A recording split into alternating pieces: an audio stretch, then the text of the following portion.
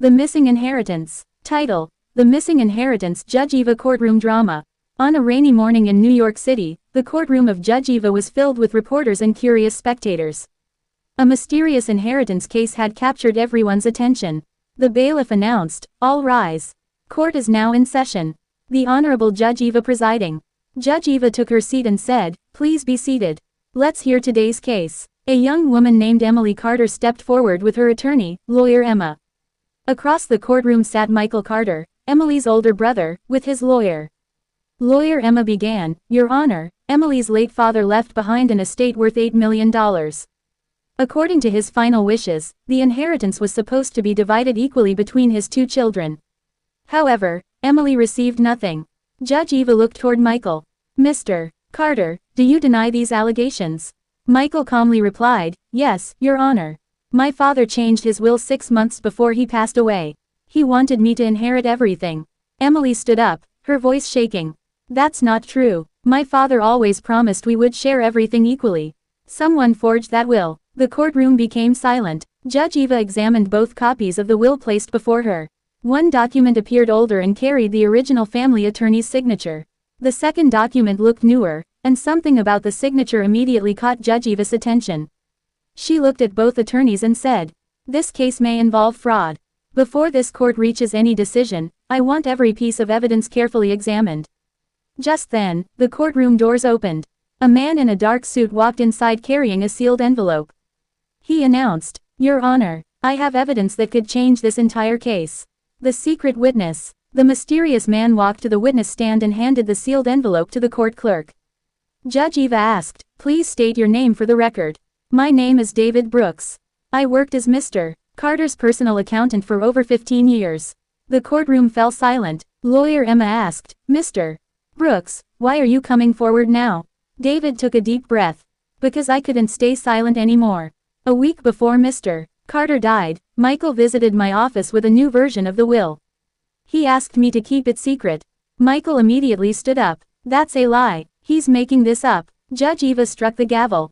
"Order in the court." David continued, "I refuse to help. The signature on that new will looked different from the one Mr. Carter had always used." Lawyer Emma then presented another piece of evidence, a security video from the law firm's office. The video showed Michael entering the office late at night, just 2 days before the new will appeared. Judge Eva carefully watched the footage. "Mr. Carter," she asked, "can you explain why you were inside the law office after business hours?" Michael hesitated. "My attorney gave me permission." Lawyer Emma smiled. "Your Honor, the attorney has already testified under oath that no one was authorized to enter the office that night." Gasps filled the courtroom. Judge Eva leaned forward. "This court needs expert testimony. I am ordering a forensic handwriting examination and a complete forensic analysis of both wills." Just as the hearing was about to end, the courtroom doors opened once again. A police detective entered holding a small evidence bag.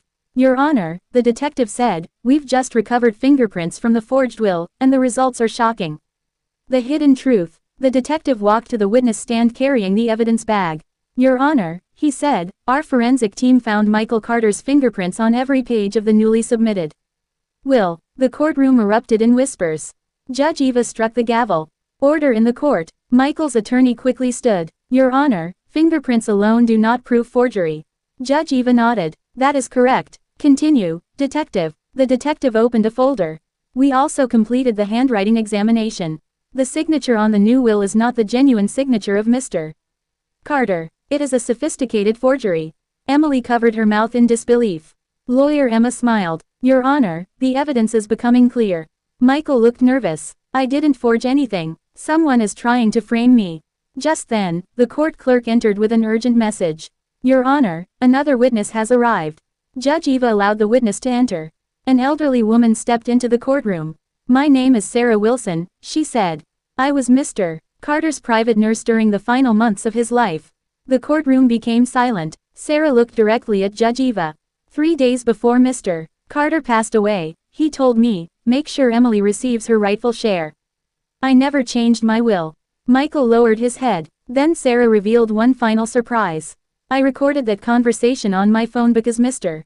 Carter feared someone was trying to pressure him." The courtroom gasped. Judge Eva looked at the attorneys. If this recording is authentic, it could completely change the outcome of this case. The clerk connected the phone to the courtroom speakers. Everyone waited as Judge Eva prepared to hear the recording. The final evidence. The courtroom fell completely silent as the audio recording began to play. A weak but recognizable voice echoed through the room. It was Mr. Carter. Emily and Michael should inherit my estate equally. I have never signed a new will. If anyone presents another document, it is not my decision. The recording ended. The courtroom was stunned. Judge Eva turned to the forensic expert. Has your team verified the authenticity of this recording? The expert replied, yes, Your Honor. Our analysis confirms the recording has not been edited or altered in any way.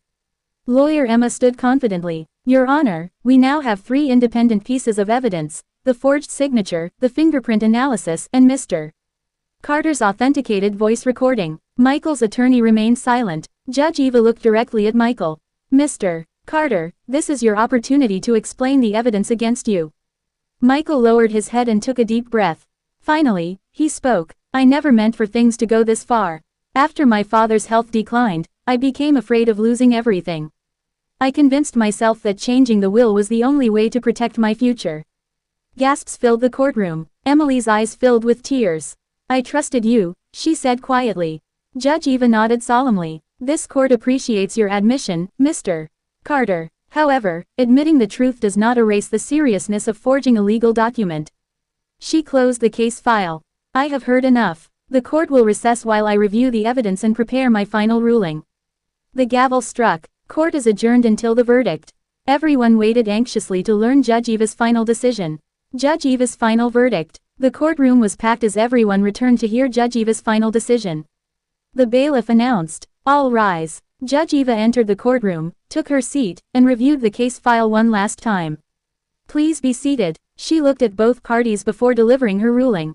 After carefully reviewing the testimony, forensic handwriting analysis, fingerprint evidence, the authenticated audio recording, and Mr.